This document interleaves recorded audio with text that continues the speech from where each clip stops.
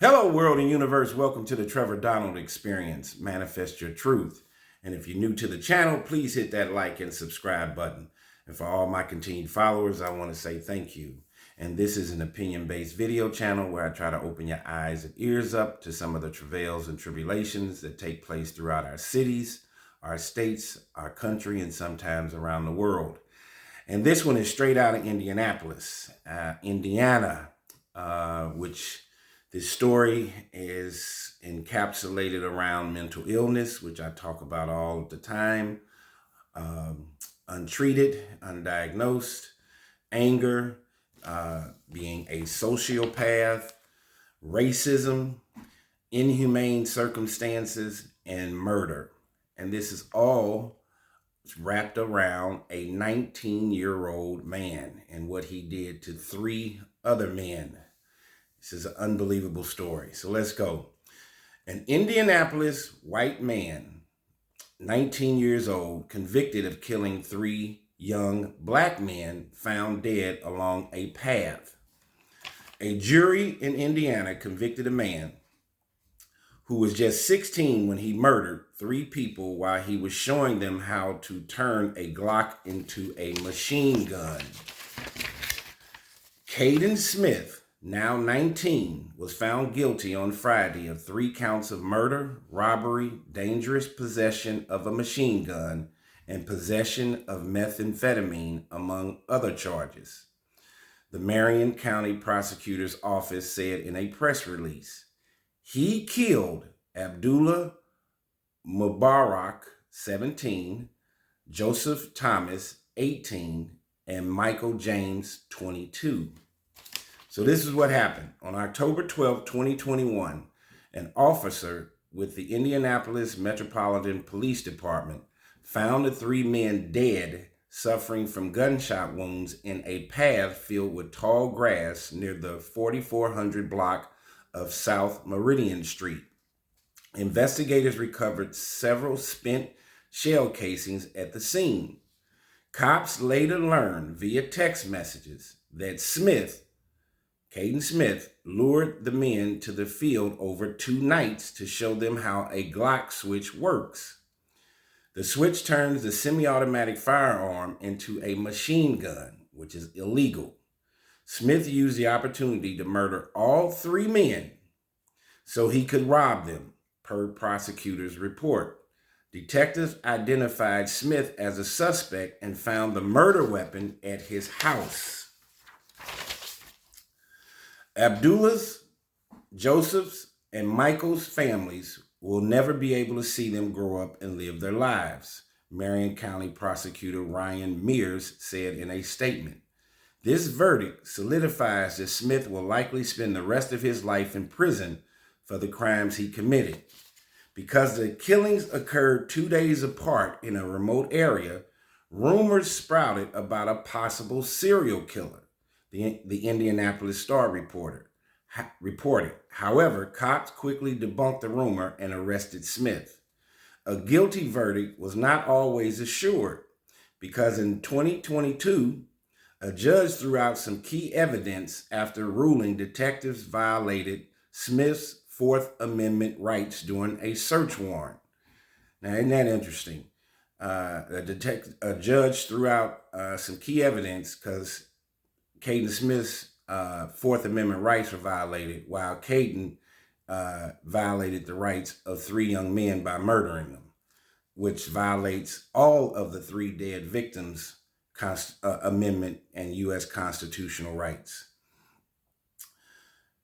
Smith was released from jail on a GPS ankle monitor, but he found himself back in jail on his 18th birthday after cops uncovered Snapchat photos of Smith with a gun and drugs, according to the TV station.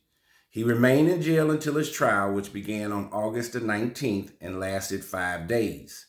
It was a long and challenging road for these families, but thanks to the steadfast commitment of the investigators, deputy prosecutors, and the multiple agencies, justice has been secured for Abdullah, Joseph, and for Mr. Abdullah, Mr. Joseph, and Mr. Michael and their families Mears said.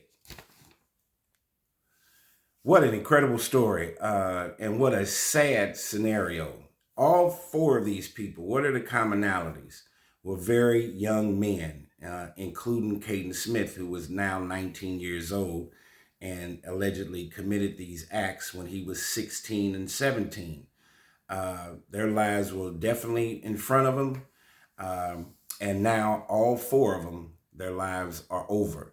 The three dead victims, who happen to be black, and then of course Caden Smith, who has three bodies on his head, and in his case will probably never see the light of day.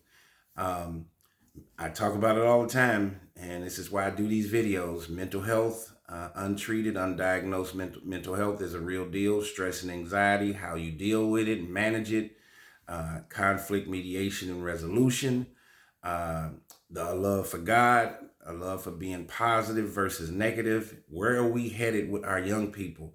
There are so many stories and videos of young people committing heinous crimes against their parents, against their family members, making very, very bad decisions.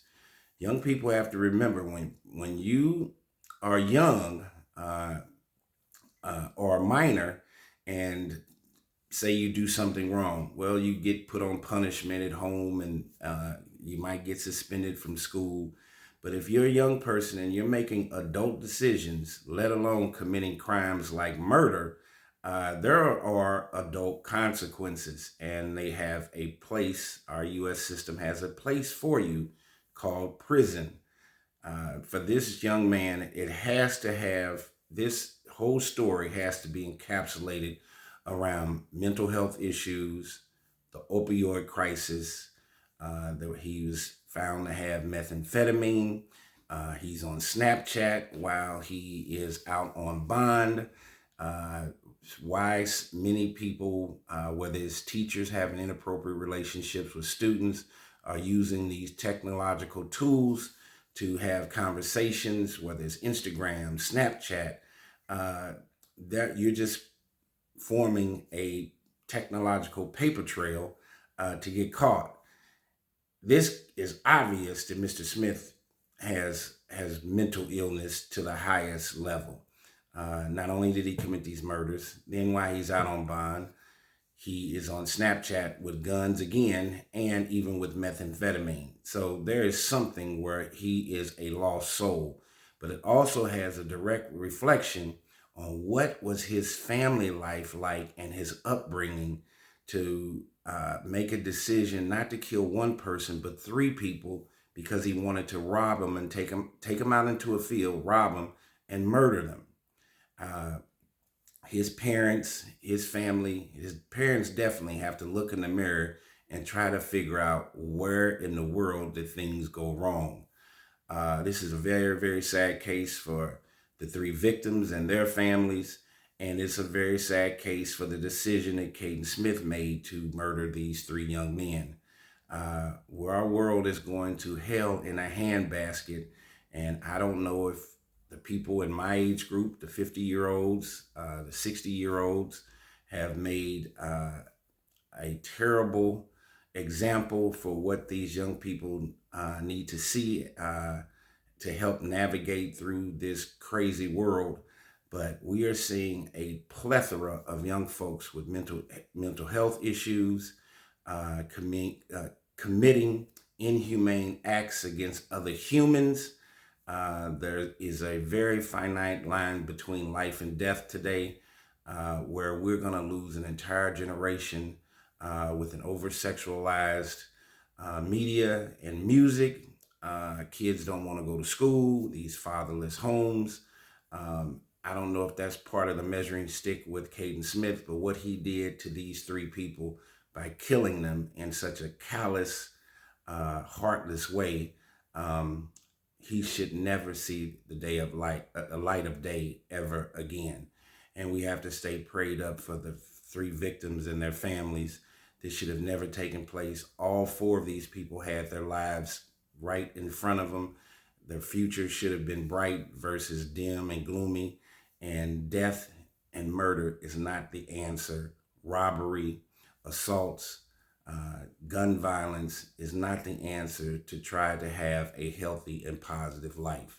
Tell me what you think about this story straight out of Indianapolis, where this young man, Caden Smith, at the time was 16, now he's 19, had committed 3 heinous murders by killing 3 young men, 3 young black men uh, in Indiana and leaving them out in a field. So we have this axiom of racism involved in this case, and just heinous, unemotional, inhumane circumstances that led to these 3 men dying.